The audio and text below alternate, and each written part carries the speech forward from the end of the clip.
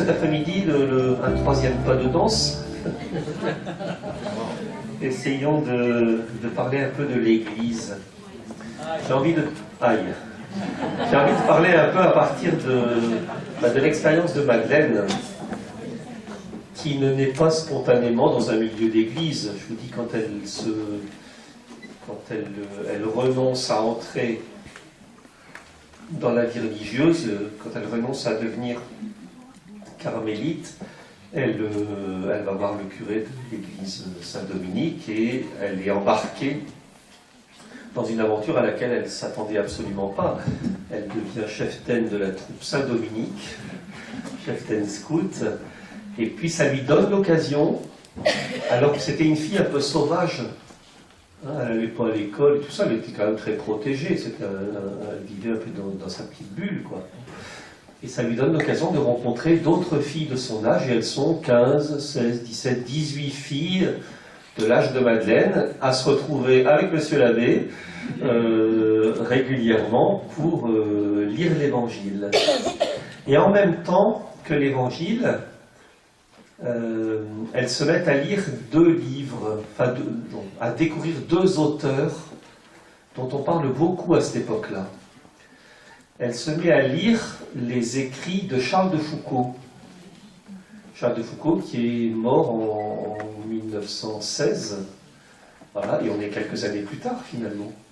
Et quand elle lit les premiers écrits de Charles de Foucault, elle entend ce monsieur qui dit « Moi je voudrais prendre la dernière place ». Et quand elle entend ça, elle se dit « Mais moi aussi, j'ai envie de prendre une place dernière ». Elle entend Charles de Foucault qui dit « Moi, je voudrais être un tendre frère ». Et quand elle entend Charles de Foucault dire « Je voudrais être un tendre frère », elle se dit « Mais moi, je voudrais être une tendre sœur ». Et donc, les écrits fondateurs de la spiritualité missionnaire de Madeleine d'Helbrecht, c'est Charles de Foucault. Et elle écrit sur lui des pages très belles. Voilà pourquoi nous aimons Charles de Foucault. Si un jour vous avez l'occasion de tomber sur ce texte-là, vraiment ça vaut le coup. Donc, la figure, c'est très intéressant parce que quand elle lit Charles, elle entend ce qu'elle voudrait être. Et puis il y a un autre livre qui est beaucoup lu à l'époque, c'est les manuscrits autobiographiques de Thérèse de Lisieux, la petite Thérèse, comme on dit. Des écrits qui sont un peu traficotés, hein, puisqu'on a pensé, comme cette fille, elle était prise de doute, on s'est dit, oh là, faut pas, c'est pas possible qu'une fille comme ça doute. Alors on a gratté un peu ça, dans les premières éditions des manuscrits autobiographiques, on ne parle pas du tout des doutes qui ont marqué Thérèse, on pensait que c'était pas... ça n'allait pas aider les gens, mais en tout cas, elle ne découvre pas ça, mais elle découvre les écrits, et elle découvre quoi? Elle découvre que Thérèse de Lisieux, dans l'étroitesse de son cloître du Carmel à Lisieux, c'est minuscule, le Carmel de Lisieux, elle découvre que cette femme, elle dit « Moi, je veux être une grande missionnaire ». Et ça, Madeleine, quand elle lit ça, elle se dit « Mais au fait, même si je ne suis pas religieuse, même si je suis dans l'étroitesse d'une rue ou d'un couloir de métro, moi je peux être une grande missionnaire. » Elle découvre que le lieu de la mission, ce n'est pas ailleurs que là où nous sommes.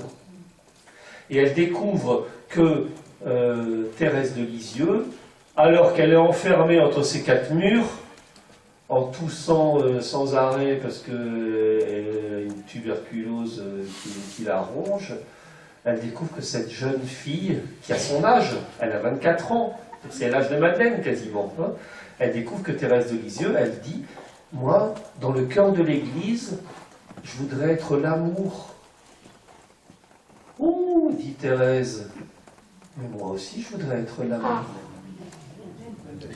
Madeleine, pardon. Madeleine dit, moi je voudrais être l'amour aussi. Et là c'est très bon parce que on sent que la foi de Madeleine, enfin que que le désir, que la vocation de Madeleine, elle s'enracine dans l'expérience d'autres personnes. Et moi j'ai l'impression que c'est comme ça pour nous aussi. Et ça vaut le coup de toujours s'interroger sur les gens qui sont un peu à l'origine de notre foi, de notre désir de vivre. C'est très intéressant cette affaire-là. Autrement dit, l'Église, elle ne se l'invente pas, on la reçoit. Si vous êtes en ACO, c'est parce que des gens sont venus vous chercher pour être en ACO. C'est parce que vous avez lu des choses, des témoignages d'hommes ou de femmes qui ont vécu cette façon de vivre au monde et de vivre l'Évangile dans le monde tel qu'il est. Donc, faire mémoire, se rappeler que l'Église, toujours, elle est une communauté dans l'espace et dans le temps. C'est très important. Découvrir que l'Église, elle n'est jamais, que nous ne sommes jamais notre propre source, quoi, mais que nous venons toujours d'autres qui nous ont précédés. Alors voilà, donc Madeleine, elle est avec l'abbé Lorenzo, elle plonge dans l'Évangile. On a encore l'Évangile de Madeleine. Hein, si un jour vous avez l'occasion, allez à Ivry-sur-Seine. Hein, si vous allez faire un tour à Paris, allez à Ivry-sur-Seine, dans la maison de Madeleine, qu'on peut encore visiter. On en a fait un lieu de mémoire aujourd'hui. Et alors on a encore l'Évangile de Madeleine, et c'est très beau, c'est un Évangile qui est raturé, colorié, souligné, surligné, et ça dit à quel point cette parole-là était devenue pour elle une source, quoi. Alors elle a l'Évangile, mais elle a aussi des compagnons de route, qui sont Jean de la Croix, Thérèse d'Avila, Charles de Foucauld, d'abord, et Thérèse de Lisieux. Et alors avec tout ça, et avec les quelques compagnes, les quelques autres filles qui sont cheftaines scouts avec elle, elle commence à rêver. Vous imaginez, une quinzaine de filles de 20 ans, ça y va, hein, et ça rêve, et ça rêve. Et elle commence à se dire, et si on vivait en communauté, on serait, dit-elle, je la cite, on serait posé à un carrefour de vie, prête à aimer ceux qui passent, et plus particulièrement ceux qui sont enténébrés. Elle dit, nous serions comme un fil dans la robe de l'Église. Moi j'aime beaucoup cette expression. Nous serions comme un fil dans la robe de l'Église, un fil invisible, mais qui tient des choses ensemble, qui fait tenir des gens ensemble. Magnifique expression. C'est pas un peu ce que vous faites? Un fil dans la robe. Elle dit, nous serions, on essaierait de vivre en coude à coude avec d'autres. En coude à coude avec d'autres. Magnifique. Alors elles en parlent à l'abbé Lorenzo. Elles disent, voilà, on aimerait bien vivre en communauté. Mais l'abbé Lorenzo dit, mais mademoiselle, devenir religieuse. Mais non, on ne veut pas devenir religieuse, on veut être laïque. Ah, bah mariez-vous. Ah non, on veut rester célibataire et vivre entre nous, en coude à coude, posé là où l'Église nous enverra. L'abbé Lorenzo dit, écoutez, mademoiselle, c'est compliqué pour moi, il faut aller voir Monseigneur. Alors elle dégote un rendez-vous avec l'évêque de Paris, et l'évêque de Paris les écoute, les reçoit. Elles sont 18 à cette époque-là. 18 filles de 25 ans. Et l'évêque de Paris les écoute et dit, ben, mademoiselle, rentrez au couvent. Mais non. Ben, mariez-vous, mais non. Et l'évêque dit, mademoiselle, je cite, vous êtes inclassable. Mais je vous fais confiance. Ça, c'est très intéressant. Quand l'Église fait confiance sans tout comprendre. C'est très intéressant quand nous faisons confiance sans tout comprendre. Alors finalement, il leur dit, bah, écoutez, je ne comprends pas ce que vous voulez vivre, ça m'est un peu étranger, mais je vous fais confiance, je vais vous aider à mener le projet. Et il leur choisit un lieu, et puis le temps passe, les mois passent et elles commencent à s'organiser un petit peu. Alors elles ne veulent pas être religieuses, mais elles écrivent quand même une petite règle de vie, un petit directoire, comme elle dit, pour baliser un peu le chemin. Et plus les mois passent, plus le groupe diminue. Il y en a une qui dit « Ah bah finalement j'ai rencontré un garçon », il y en a une qui dit « Ah bah finalement moi j'ai des études à faire ». Et puis, chemin faisant, le groupe diminue. Vous pensez à quelque chose aussi, ça, hein? C'est un peu la réalité de nos communautés d'église aujourd'hui. Bon. Le groupe diminue, et puis arrive la date choisie pour y aller. Donc l'évêque leur dit bah, écoutez, vous irez à Ivry-sur-Seine. Et à Ivry-sur-Seine, au moment d'y aller, on est en 1933. Le départ prévu est le 15 octobre, en la fête de Sainte-Thérèse d'Avila. Et le 15 octobre, quelques jours avant, l'abbé Lorenzo dit écoutez, mesdemoiselles, on va faire une petite récollection, une petite journée de formation, avant de partir comme ça. Et à quelque temps du départ, elles ne sont plus que 3. De 18, elles passent à 3. Alors, c'est la question qui est la nôtre. Hein. Qu'est-ce qu'on fait? On y va ou on n'y va pas? Et quand il n'y a pas de raison de dire non, voilà, vous avez tout compris. Et finalement, elles décident, elles ne sont plus que 3, mais elles décident de continuer. Et ça, je trouve que ça dit quelque chose de l'Église aussi. Qui est plus un peuple... L'Église qui reste aujourd'hui une petite communauté fragile. Qu'est-ce que ça représente dans la société d'aujourd'hui, l'Église? Pas grand-chose. On est une voix parmi d'autres, quand quelquefois on a encore une voix, pas toujours. Mais avec ce petit nombre, elles décident d'y aller. Et le 15 octobre 1933, elles s'en vont à Ivry-sur-Seine. Elles prennent l'autobus pour partir en mission avec l'impression qu'elles vont changer le monde. Elles partent avec leur valise en carton et puis une statue de la Sainte Vierge sous le bras. Et elles partent vers l'inconnu, quoi, à 3 km de Paris. C'est la mission à 3 km. C'est quand même très intéressant. Ça veut dire que la mission, elle se vit là où on est, finalement. Alors elles sont comiques parce qu'elles disent « on ne veut pas être religieuse », n'empêche que elles se disent « ça serait quand même bien qu'on nous reconnaisse un peu ». Alors elles s'inventent une tenue mi-scout, mi-bonne sœur. Et quand elles arrivent à Ivry-sur-Seine, évidemment, les garçons les sifflent.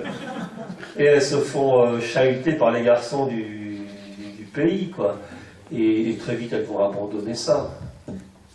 Alors, l'évêque leur a dit, écoutez, mademoiselle, vous irez vous installer au presbytère de l'église Saint-Jean-Baptiste. Mémoire d'un seul coup. À l'église Saint-Jean-Baptiste, sur le plateau d'Ivry. C'est une église qu'on est en train de construire. C'était des bidonvilles à l'époque, et puis on construit un quartier nouveau avec une nouvelle église. Vous irez vous installer là. Il y a une maison pour monsieur le curé, et puis il y a une maison pour vous, les filles, mesdemoiselles, pardon. Et puis là, bah, vous ferez le caté, vous ferez le linge d'hôtel, vous ferez la cuisine, vous ferez les courses, vous ferez le centre paroissial, enfin le vestiaire paroissial et tout ça. Et quand il n'y a pas de raison de dire non, on dit oui, quoi. Et donc elles y vont, les filles, elles sont plus que 3, mais elles s'installent là. Et très vite, elles se sentent à l'étroit, parce qu'elles découvrent en fait qu'il y a 2 villes à Ivry-sur-Seine. Il y a Ivry-la-Cateau, avec son curé, avec son clocher, avec son école catholique, avec son vestiaire catholique, avec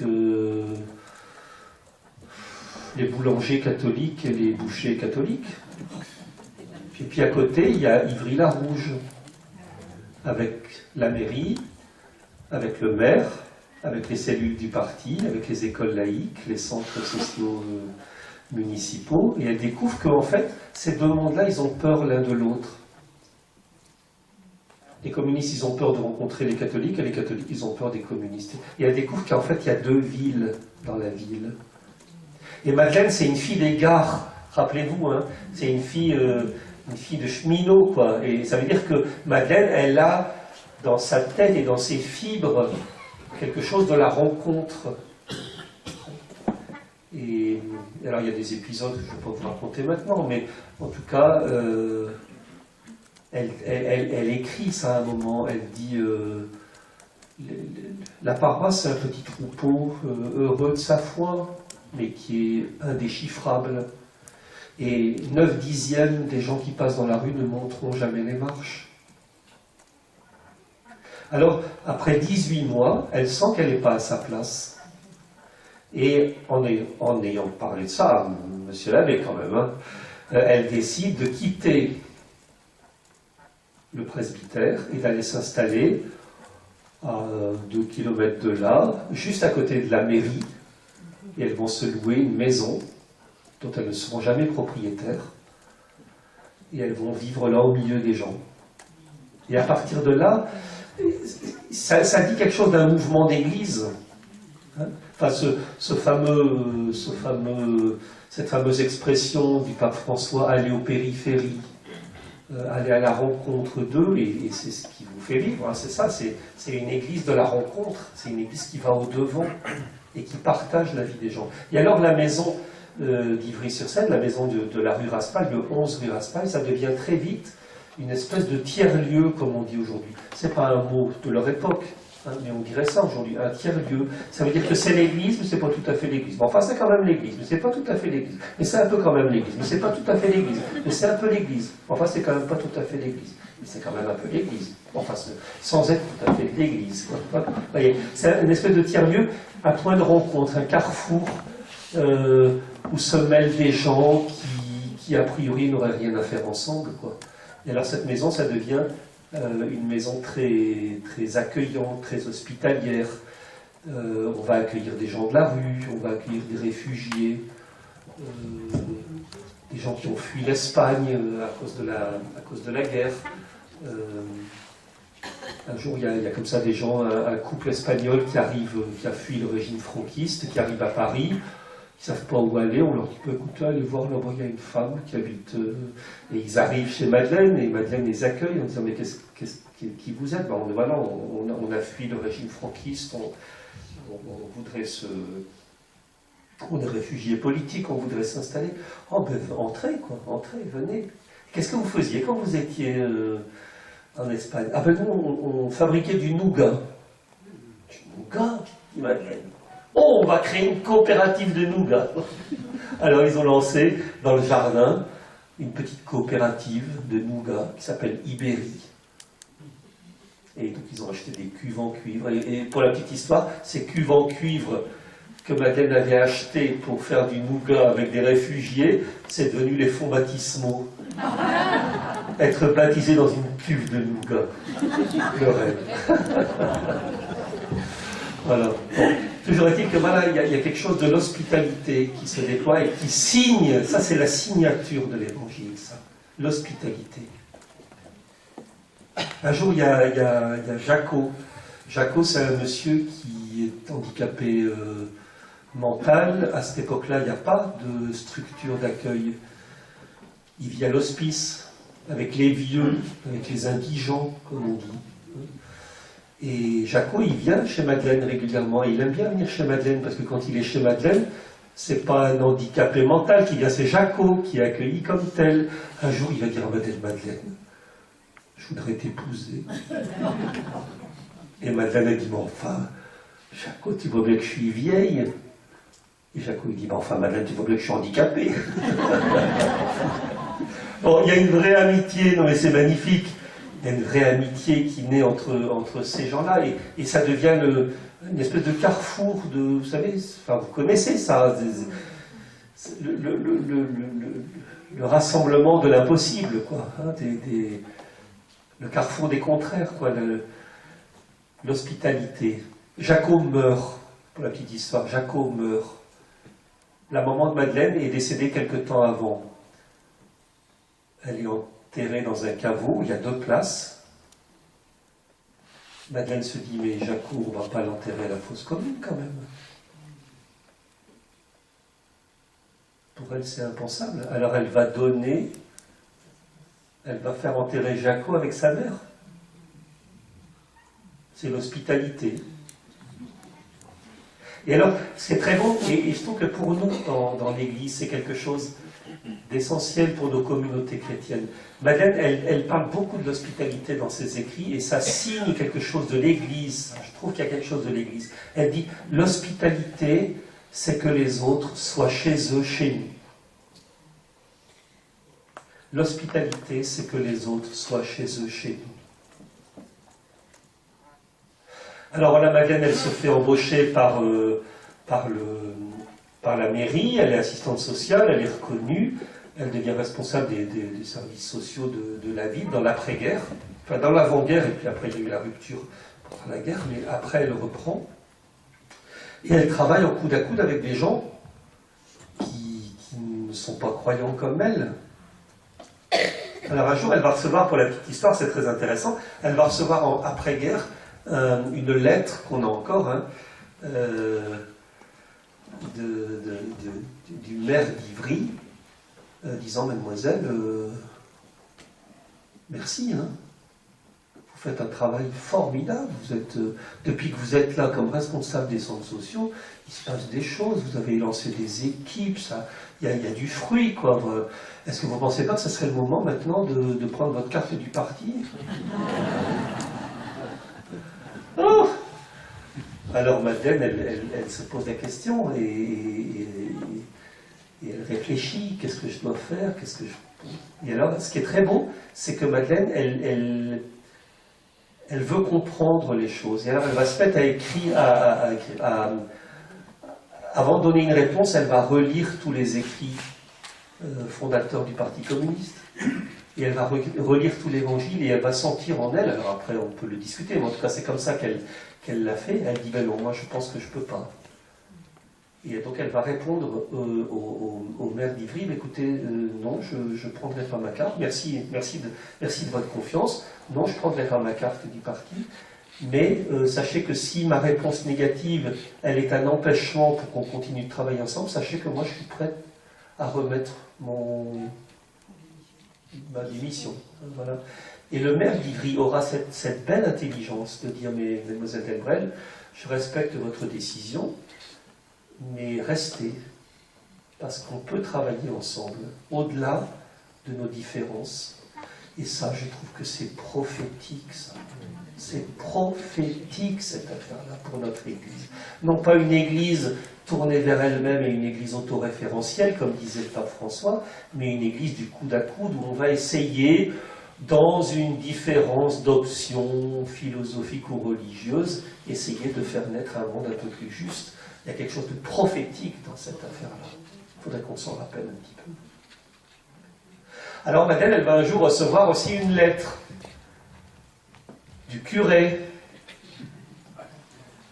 Alors c'est plus l'abbé Lorenzo, il a été remplacé par un autre. Et le curé lui écrit en disant, mademoiselle Delbrel, depuis que vous habitez rue Raspail, on ne vous voit plus beaucoup à la paroisse. Et alors elle a une lettre qui est magnifique et qui est aussi prophétique, je trouve, pour l'Église d'aujourd'hui. Elle dit, monsieur le curé, je traduis, on l'a encore là, je pourrais vous l'envoyer, la transmettre, vous pourriez vous la transmettre, mais elle est très pertinente pour aujourd'hui et pour le rapport des mouvements avec les paroisses et tout ça. Je trouve qu'il y a quelque chose de très très intéressant dans cette lettre-là.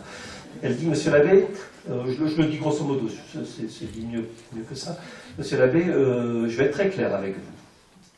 Ne croyez surtout pas que nous cherchons à créer un État dans l'État.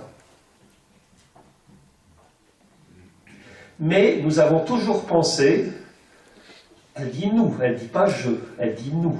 C'est donc un collectif qui s'adresse au curé.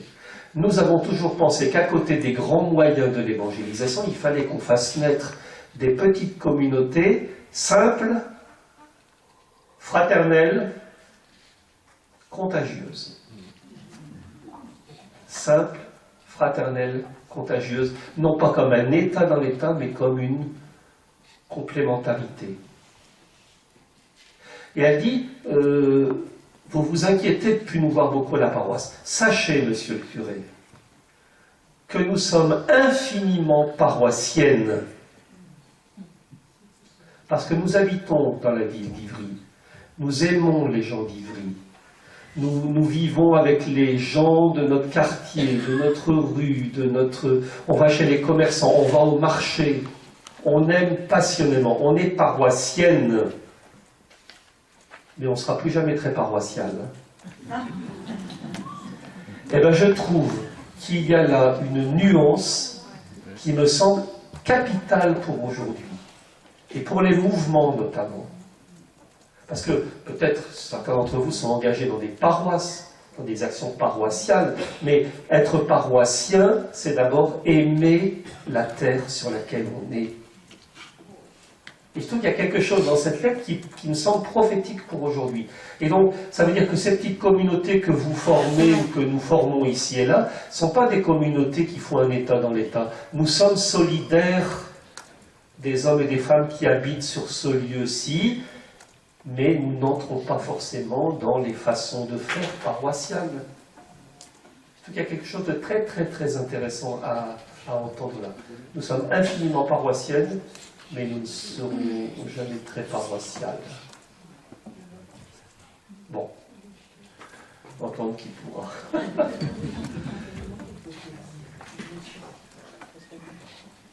arrive pour nous.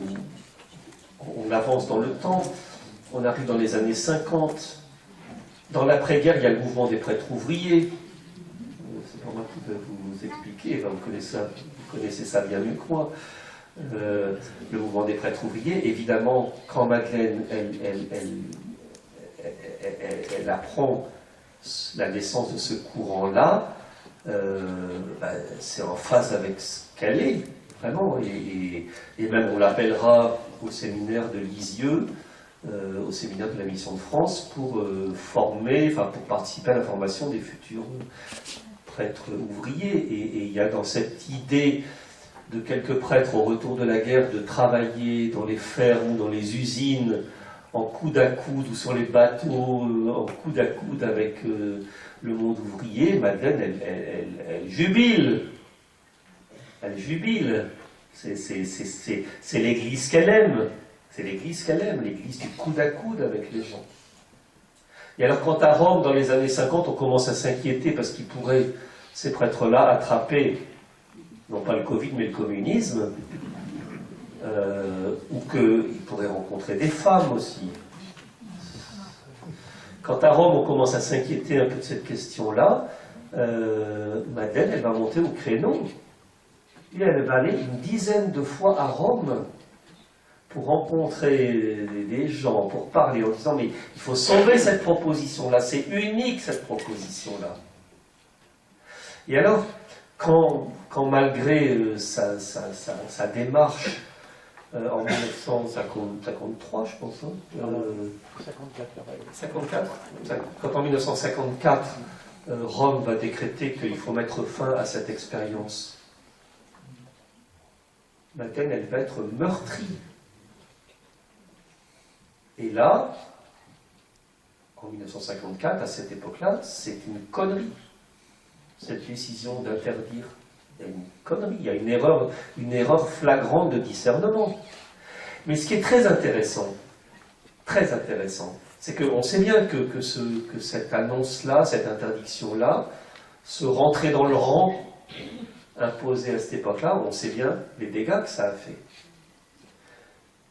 Chez des prêtres qui avaient misé beaucoup pour eux, qui avaient misé leur vie dans cette aventure-là, et aussi un tas de croyants qui aimaient cette église-là, vraiment. On sait bien que les dégâts que ça a fait, et les portes se sont claquées à ce moment-là. Bon.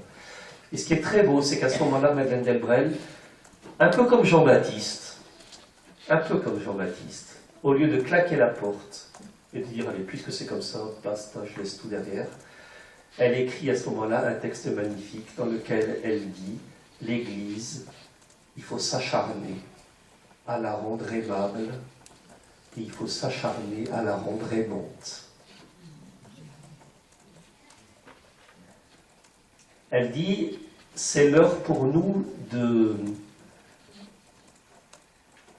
de dire ce que nous voyons, de dire aux évêques ce que nous vivons, de refluer, c'est ça, c'est son verbe. Il faut refluer vers les évêques ce que nous voyons dans le monde ouvrier, dans les usines, dans les quartiers. Il faut que notre mission, c'est de refluer vers les évêques. Et qu'on cesse d'être dans une petite, dans une logique de petit caporal, hein, et que nous entrions dans une logique d'autorité qui autorise la vie. Il y a quelque chose de très beau dans ce qu'elle écrit, Madeleine, à ce moment-là. Cette volonté de cette petite femme-là de faire naître l'Église d'une façon autre. Et moi je pense que pour aujourd'hui, il y a encore des intuitions lumineuses dans cette affaire-là. Alors en même temps, j'ai encore un petit peu de temps. Qu'est-ce que c'est? Oui. Encore pas. 5 minutes? 6? 7? Allez, on ira jusque 10. Quand vous en avez assez, vous commencez à bailler, je comprendrai. Mais, alors on peut dire, mais est-ce que Madeleine est devenue une militante tenant à une cause? Je ne suis pas sûr de ça. Parce que la démarche de Madeleine, elle s'enracine vraiment dans ce qu'elle a compris de la finale de l'Évangile. Je vous parlais un peu de l'Eucharistie ce matin.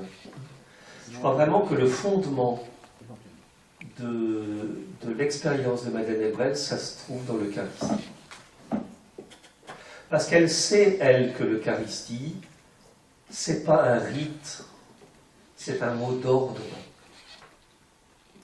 Elle sait que l'Eucharistie, c'est pas une petite célébration, une petite dînette eucharistique. Vous savez, quelquefois, l'Eucharistie, elle ressemble à une dînette. Là-bas, tout là-bas, il y a quelqu'un, un prêtre, avec ses petites gobes, son petit calice, ses petites gouttes. On ne joue pas à la dînette quand on célèbre l'Eucharistie. C'est pas la petite dînette du curé. Elle sait que l'Eucharistie, c'est ce temps, ce lieu où nous devenons le corps du Christ. Et ça, c'est radicalement différent. Et moi, je pense qu'il y a un enjeu aujourd'hui pour l'Église à redécouvrir le sens de l'Eucharistie. Je vous disais ce matin, au moment du dernier repas, Jésus, il prend le pain. D'abord, il y a le signe du service avec le lavement des pieds. Maintenant, ce que j'ai fait pour vous, vous le ferez pour d'autres. Vous irez laver les pieds de vos frères. Vous irez... Laver les pieds, ça veut dire rafraîchir la vie des gens. C'est ça que ça veut dire. Ça ne veut pas dire purifier. Ce n'est pas de cet ordre-là. C'est de l'ordre du rafraîchissement. La vocation des disciples de Jésus, c'est de rafraîchir la vie des hommes et des femmes d'aujourd'hui. Et Dieu sait qu'il y a des gens pour qui la vie est brûlante aujourd'hui.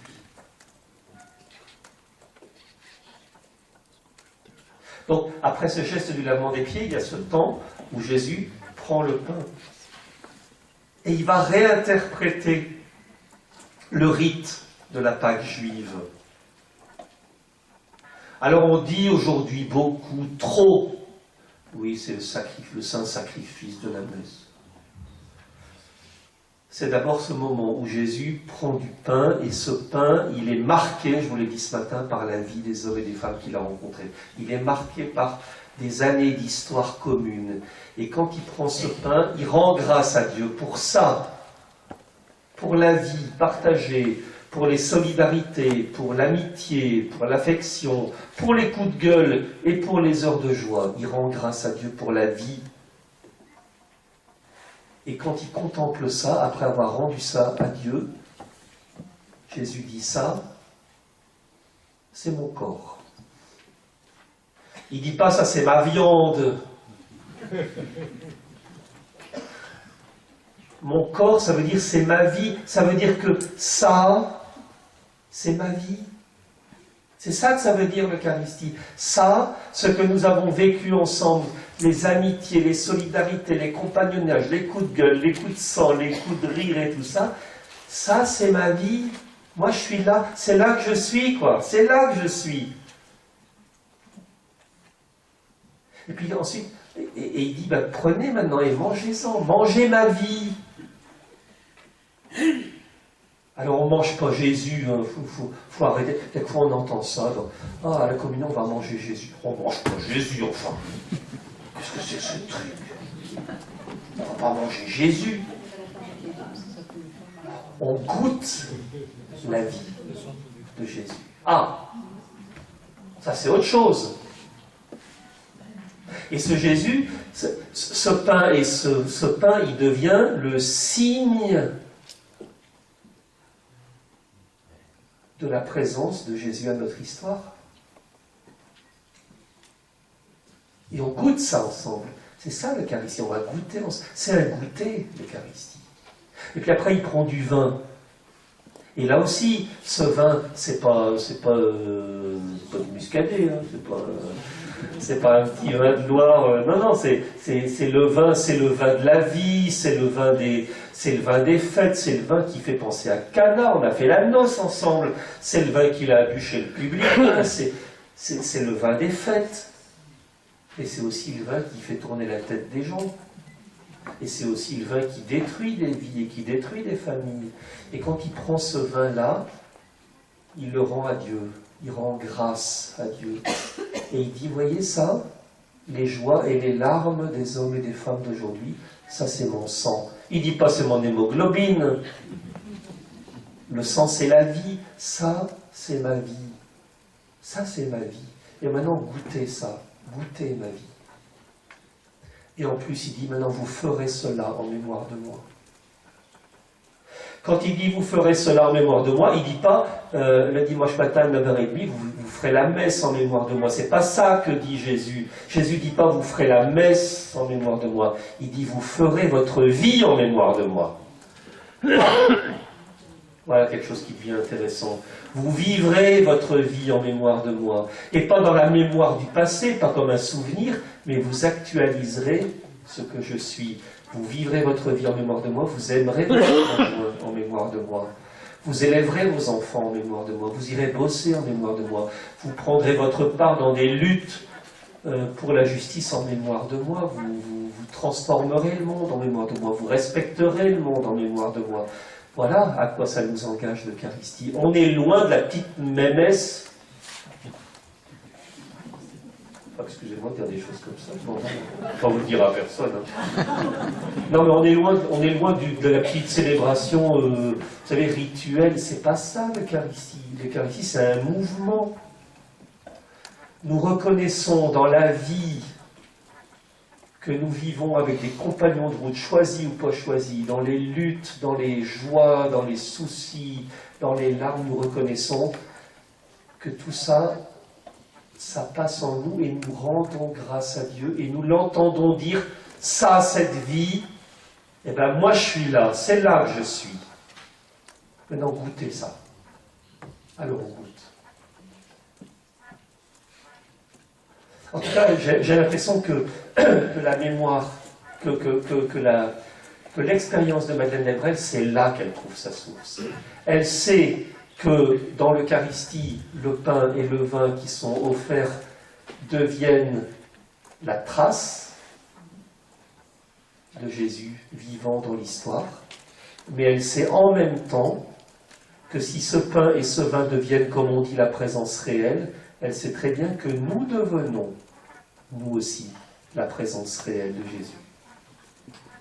Et ça, c'est très important.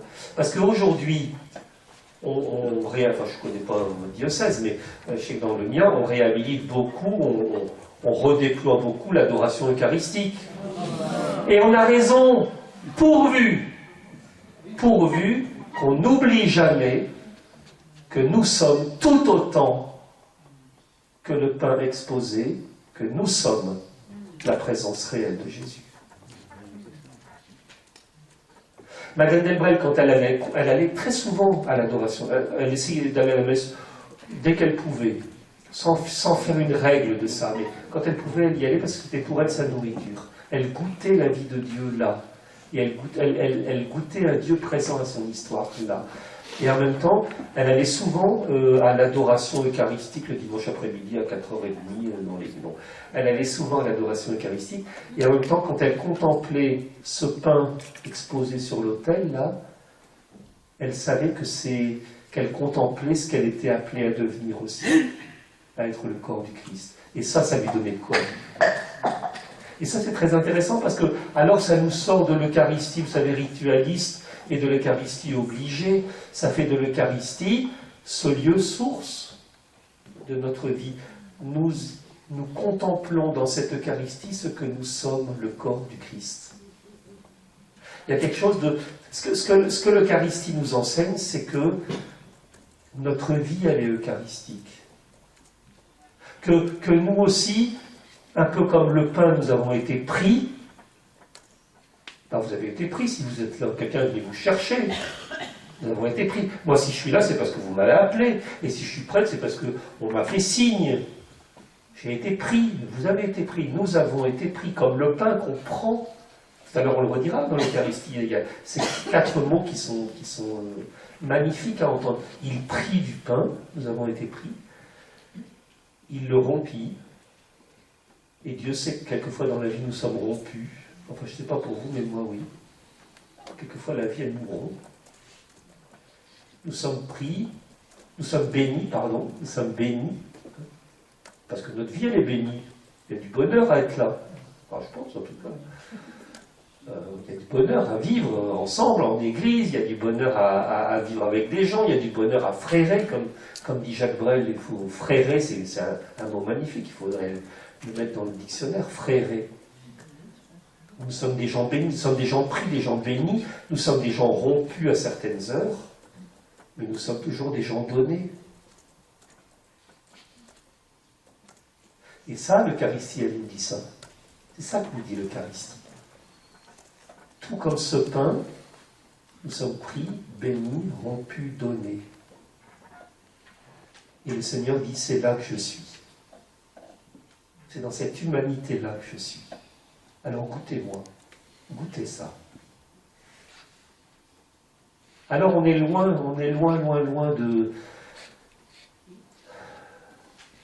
l'Eucharistie, de savoir si le dimanche on peut célébrer avant 4h30, ou si il faut aller à la messe tous les dimanches. On est loin de tout ça, quoi. L'Eucharistie, c'est ce lieu qui nous redit que notre vie, elle est sacramentelle. Nous sommes la trace de Jésus. Et notre mission, c'est ça. C'est de déployer le Christ pour le monde d'aujourd'hui, en croyant qu'il fait du bien à l'homme. C'est une nouvelle qui fait du bien. Alors, j'ai envie de terminer en vous lisant un texte de Madeleine, qui est pour moi devenu un texte source. Voilà. Je puise beaucoup ma vie dans ce texte-là. On le trouve dans ce tome 3 des œuvres complètes de Madeleine. Il y a déjà 18 volumes qui sont sortis. Elle a écrit quelque chose aussi. Elle écrit un très beau texte qui s'appelle Les liturgies, la liturgie des sans-office. Je vous le lis et puis j'en reste là.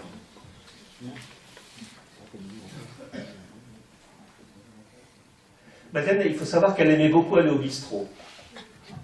C'est une femme qui aimait vraiment aller au café. Elle aimait bien aller au café.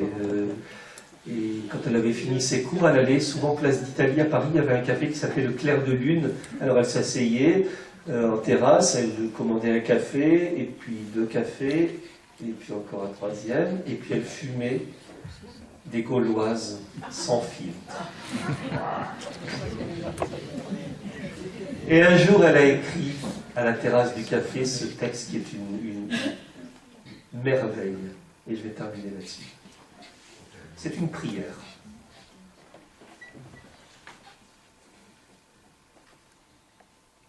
Vous nous avez conduits, Seigneur, cette nuit, dans ce café qui s'appelle le Clair de Lune, parce que vous aviez envie d'y être. Vous, en nous, pendant quelques heures cette nuit. Vous avez eu envie, Seigneur, de rencontrer, à travers nos misérables apparences, à travers nos yeux malvoyants, à travers nos cœurs mal aimants, tous ces gens qui sont venus tuer le temps. Et parce que vos yeux, Seigneur, s'éveillent dans les nôtres, parce que votre cœur s'ouvre dans notre cœur, alors nous sentons notre faible amour s'épanouir en nous comme une large rose, s'approfondir comme un refuge immense et doux pour tous ces gens dont la vie bat autour de nous. Alors Seigneur, le café n'est plus un lieu profane, un coin de terre qui semblait vous tourner le dos, mais nous savons que par vous, nous sommes devenus la charnière de chair, la charnière de grâce, qui le force à tourner sur lui et à s'orienter malgré lui vers le Père de toute nuit, de toute vie. En nous, Seigneur, le sacrement de votre amour s'opère. Voilà l'Eucharistie. En nous, le sacrement de votre amour s'opère. Nous nous lions à vous, Seigneur, avec toute la force de notre foi obscure. Nous nous lions à tous ces gens avec la force de ce cœur qui bat par vous, et nous vous aimons, Seigneur, et nous les aimons pour qu'une seule chose soit faite avec nous tous. En nous, Seigneur, attirez-les tous à vous. Attirez en nous ce vieux pianiste qui oublie l'endroit où il est et qui joue pour la seule joie de bien jouer. Attirez en nous le violoniste qui nous méprise et qui vend chaque coup d'archet. Attirez en nous le guitariste et l'accordéoniste qui font de la musique sans savoir nous aimer. Attirez en nous cet homme triste qui nous raconte des histoires soi-disant gaies. Attirez en nous ce buveur qui descend en tanguant l'escalier du premier étage. Attirez en nous tous ces êtres affalés qui sont isolés derrière une table et qui sont là seulement pour ne pas être ailleurs. Attirez-les en nous pour qu'ils vous y rencontrent. Vous qui seul avez le droit d'avoir pitié. Dilatez notre cœur pour qu'ils y tiennent tous. Gravez-les dans notre cœur pour qu'ils y soient inscrits à tout jamais. Et tout à l'heure, Seigneur, vous nous conduirez sur la place encombrée des baraques de foire. Il sera minuit. Il sera même peut-être plus tard. Seuls resteront sur le pavé ceux dont la rue est le foyer, ceux dont la rue est l'atelier. Alors Seigneur, que les bondissements de votre cœur enfouissent les nôtres plus bas que les pavés, pour que leurs tristes pas marchent sur notre amour, et que notre amour les empêche de s'enfoncer plus bas dans l'épaisseur du mal.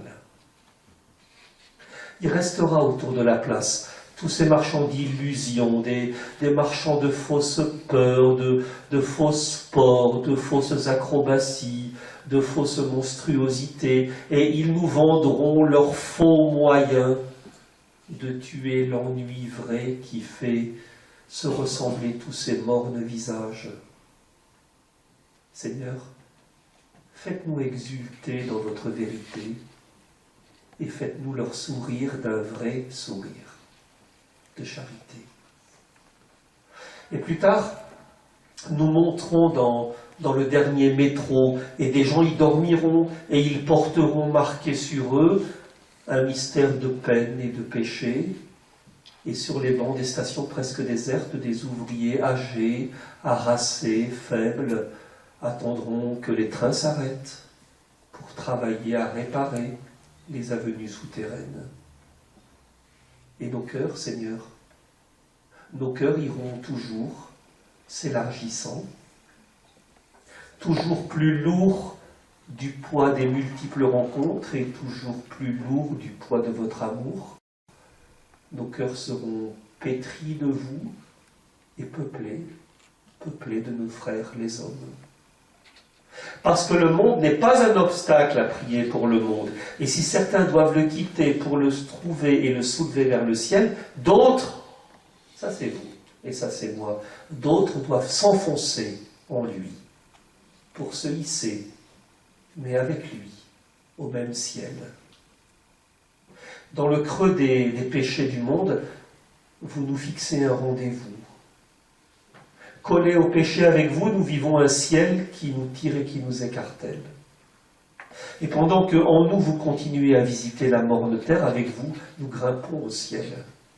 Nous sommes voués à une assomption pesante, engainés dans la boue, brûlés par votre esprit, liés à tous, liés à vous, et chargés de respirer dans la vie éternelle.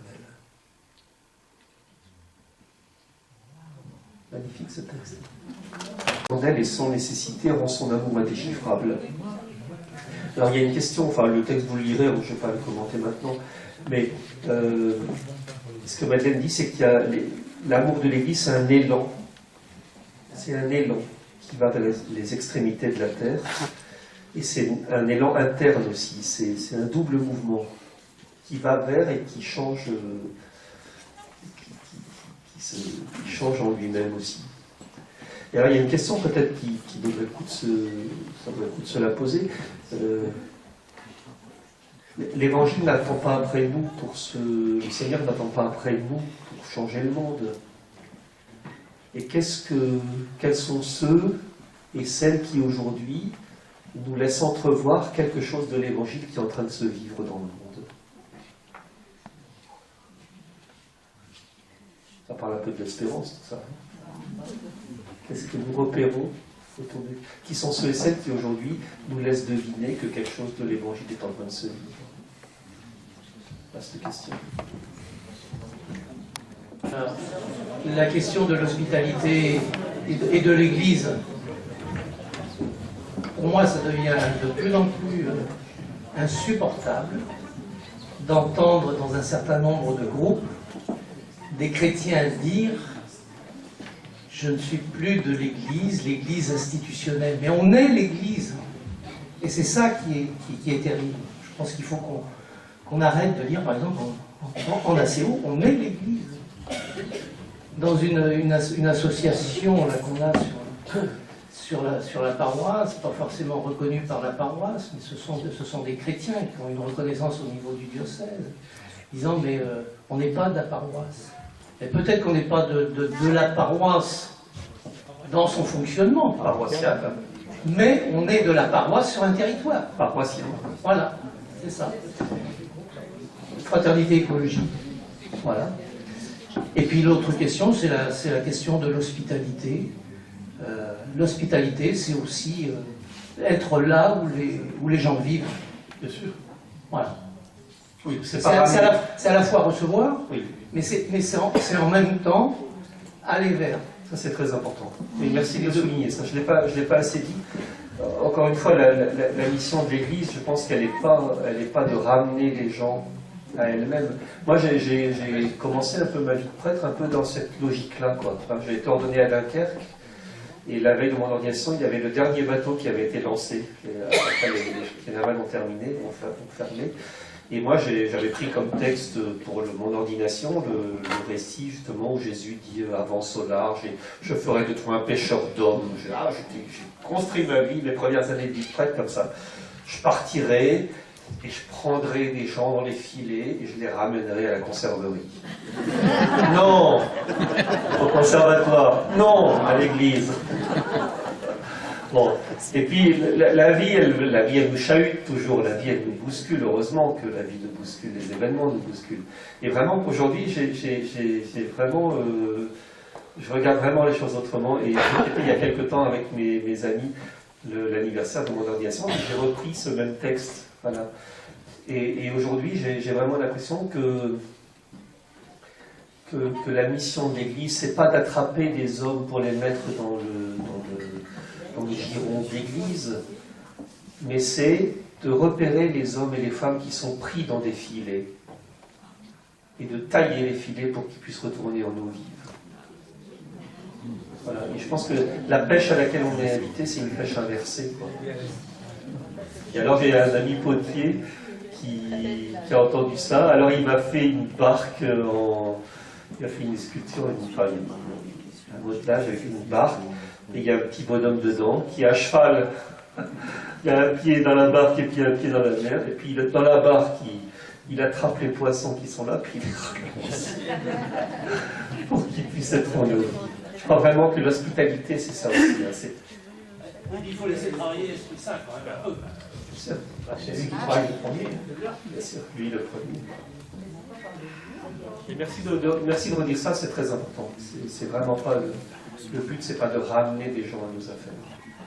Reste que, il me semble que la CO porte ce souci d'inviter des gens, des copains qui cherchent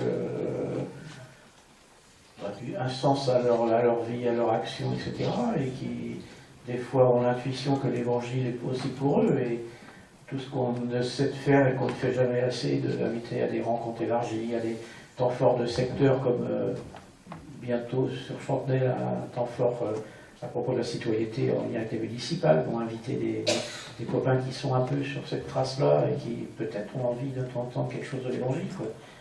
Ce que je te disais hier dans la voiture, cette personne du Conseil citoyen de Malakoff qui, athée, convaincu, qui nous disait « Vous les chrétiens, continuez à faire ce que vous faites ». Il y a quelque chose derrière ça. Enfin, voilà. On est des signes d'évangile pauvres aussi peut-être, mais qui intéressent des gens qui attendent. Et donc, qu'il y ait des lieux intermédiaires comme des rencontres élargies ou autres manières de faire de la CO, ça a son importance. Il ne s'agit pas de ramener à nous, mais d'inviter et de recevoir d'eux aussi de ce qu'ils continuent, enfin, de ce qu'ils cherchent. Tu dis on est des signes d'évangile, moi j'ai même envie d'aller plus loin. C'est plus qu'être des signes, nous sommes présence du Seigneur aujourd'hui. Moi, je crois beaucoup à ça. On n'est pas là, enfin, on n'est pas là pour, on n'a rien à vendre, on n'a rien à placer, on n'a même pas d'assurance vie à placer. Mais on est là pour être la présence du Seigneur. Dès lors qu'on aide des gens à vivre, alors on devient lui, quoi.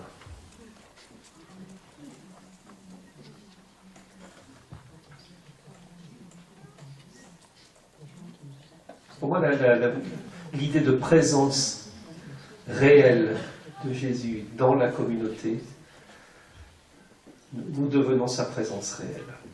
C'est pas prétentieux de dire ça. Non, c'est lui qui le dit. Moi, je ne me sens pas à la hauteur. Ah ben non. Mais c'est ça qui est surprenant et c'est ça qui est bouleversant, c'est qu'on n'est pas à la hauteur et qu'il nous fait confiance pour ça. C'est ça qui est bouleversant qui sommes-nous, quoi, qui sommes-nous pour... Mais on n'est pas des représentants en évangile, quoi. Non, c'est vrai, c'est important. On n'est pas des représentants en évangile. Il nous charge, il fait de nous son corps pour le monde. Et quand même présence chrétienne, enfin. Oui. Oui, une présence chrétienne au Braille, mais moi je suis persuadé d'être d'abord évangélisé par les gens du Braille, plutôt que ce soit moi qui les évangélise. Oui. Et d'ailleurs, ça fait partie de l'idexité. Oui. Micro. On n'entend pas. Répète. Oui, mais si, prenez-le, parce que c'est Jésus, c'est Jésus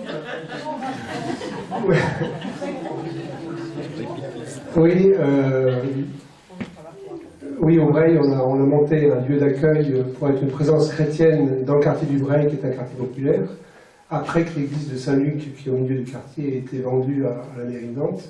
Et donc, depuis un an, on a aménagé un lieu pour être présence chrétienne.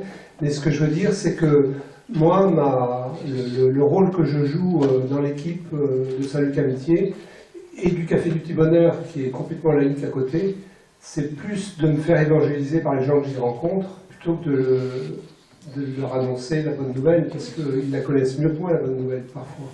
En tout cas, ils la vivent sans le savoir. Peut-être mon rôle, c'est de leur dire, ben, dans l'Évangile, Jésus te libère de ce que tu vis. Mais je prends des leçons tous les jours. Hein, Et ça, je trouve que c'est dans la droite ligne de ce que le Seigneur vit dans l'Évangile. Je crois vraiment qu'il est...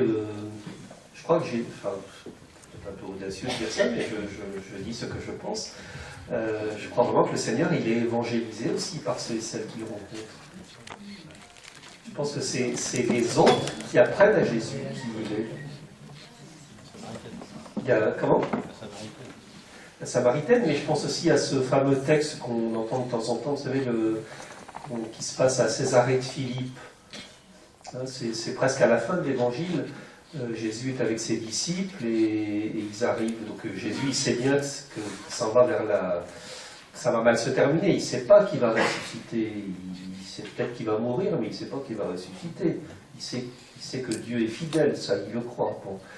Et en tout cas, ils arrivent à Césarée de Philippe. Et puis, il dit à ses disciples, en fait, qu'est-ce que les gens disent de moi? Alors, il y en a qui disent, il y en a qui disent que tu es Jean-Baptiste ressuscité, il y en a qui disent que tu es un prophète. Oui, mais Jésus dit, mais pour vous, là, je suis qui? Et il y a Pierre qui dit, après avoir regardé ses disciples, encore une fois, je pense que ça ne s'est pas écrit, mais je pense qu'il dit, mais tu es le Christ. Tu es le Christ. Et moi, j'ai pendant longtemps pensé que Jésus, il savait qui il était. Et qu'il attendait, que c'était comme une espèce de dernier examen de caté, quoi. Et qu'il avait la réponse, et qu'il attendait qu'il y en ait un qui dit, tu es le Christ. Bravo, très bien, 10 sur 10. Et moi, je ne crois pas ça, je ne crois plus ça. Je pense qu'à ce moment de son existence, Jésus, il ne sait peut-être plus très bien qui il est. Et ça nous arrive dans notre vie. Enfin, moi, rassurez-moi, là aussi, à certains moments, on ne sait plus très bien qui on est. Et on a besoin que des gens nous disent, mais tu es Raphaël, quoi, t'es mon ami, t'es prêtre, On a besoin d'entendre ça. Et j'ai l'impression que Jésus, à ce moment de son histoire, il se laisse enseigner, il se laisse évangéliser par les autres.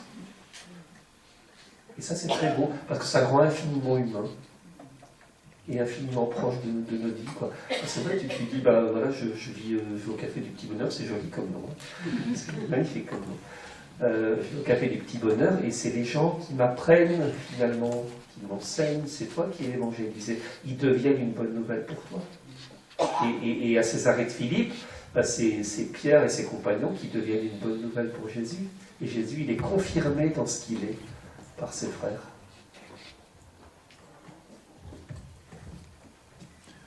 Et une phrase qui m'a marqué, le lieu de la mission n'est pas ailleurs que là où nous sommes.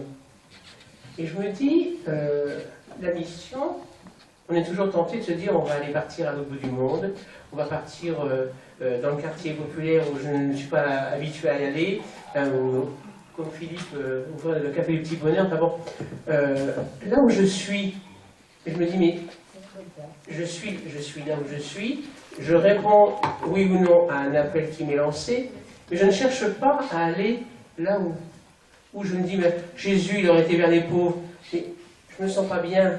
Il y a des lieux. J'ai été aumônier à la prison, mais je n'irai pas, par exemple, à l'écoute de la rue, dans la rue. Il y a des lieux où je me sens bien, j'ai répondu oui pour la prison. Si on m'appelait pour la rue, je dirais non. Mais il faut que je sois bien, il faut être bien pour être bien avec les autres, et pour accueillir les autres. Là où je suis, c'est là où je suis, et des fois je me culpabilise en disant, il y a un tel qui fait ça, mais moi je ne fais pas la moitié de ça, et bien tant pis, je ne fais pas la moitié de ça, mais ce que je fais, j'essaie de faire bien.